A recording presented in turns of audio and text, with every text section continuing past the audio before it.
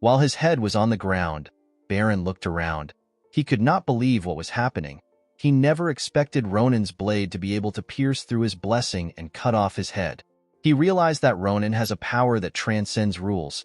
The only other person that had this kind of power was the leader of their organization. Baron looked at our boy.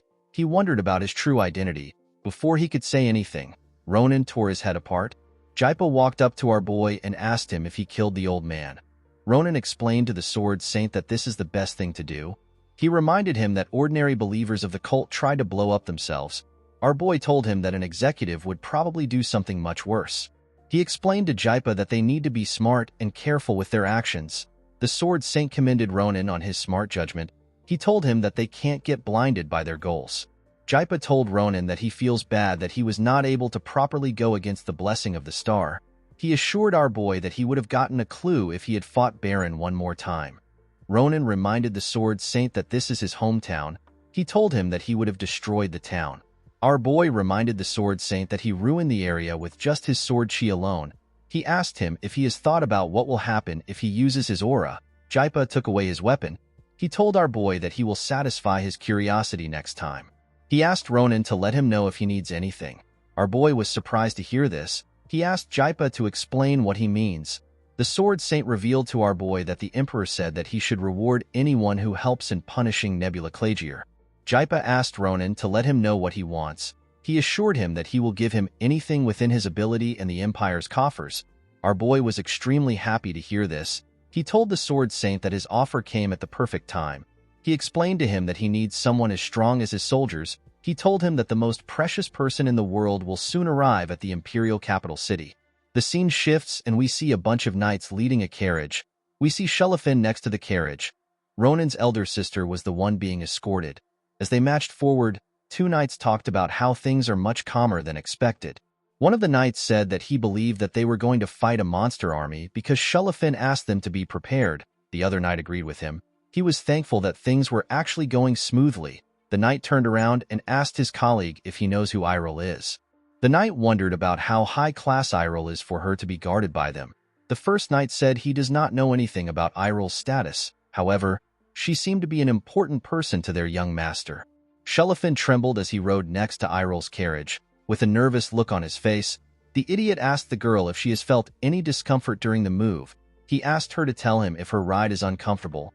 He assured her that he can obtain another carriage immediately. Iril was surprised to hear this. She told Shelafin that the carriage is more comfortable than her house. She asked him if he is not tired from riding a horse all day. With a smile on her face, Iril invited Shelafin to ride in the carriage with her. The idiot was shocked to hear this. With a bright smile on his face, Shelafin quickly accepted the offer. Immediately he did this, he turned around and declined it. He told Iril that he is currently carrying out a very important mission. He told her that he is happy to hear that she is comfortable. He asked her to tell him if she needs a break.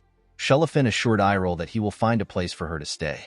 The moment he said this, his horse and the horses of the knights began to panic. Shelafin was shocked to see this. He grit his teeth and looked forward.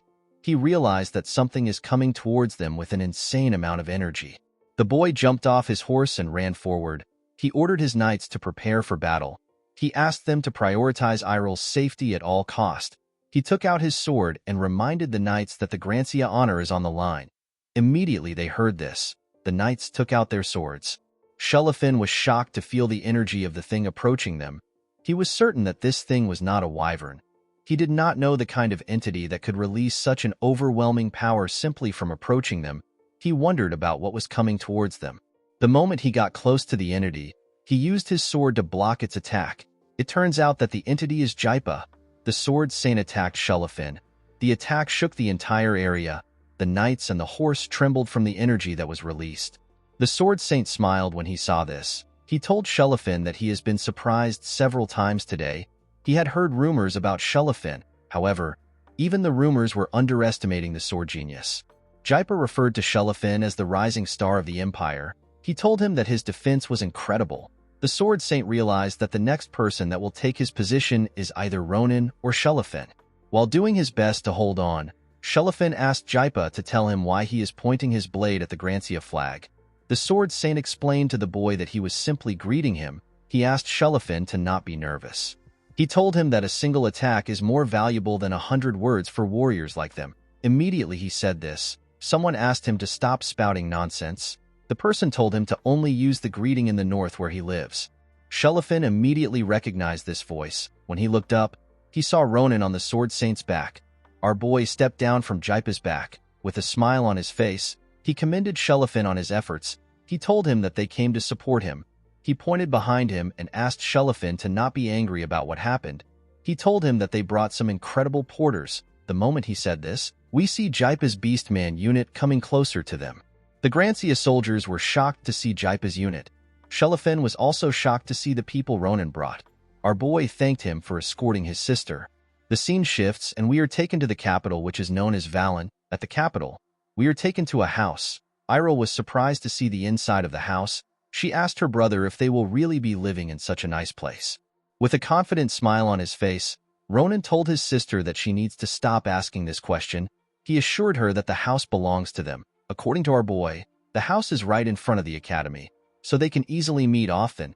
It also has good security, and it is a comfortable place to live in. Shelifin revealed to the girl that he asked the craftsman who works for his family to help with the interior and installation. He told her that he asked the craftsman to use every resource available. He asked Iroh if she likes the place. She grabbed Shelifin's hand and told him that she likes it. With a smile on her face, Iroh told the boy that she feels like she is in a fairy tale. While looking around, Iroh thanked her brother and Shelifin for what they have done. The idiot was simply happy that Iroh touched his hand. Iroh told the boys that she can't send them off like this on such a special day. She touched her arm and asked the boys to have some food before they go. She told them that she is quite confident in her cooking. Shelifin could not believe that Iroh was going to cook for him. He had a heart attack. Our boy was happy to hear that he was going to be getting some home-cooked meals for the first time in a while. Outside of the house, we see a woman call someone a two-footed beast. The woman asked the person to explain the situation. With a look of anger on her face, the woman asked the person to tell her what he is doing here. Ronan and Shelifin were shocked to hear this voice.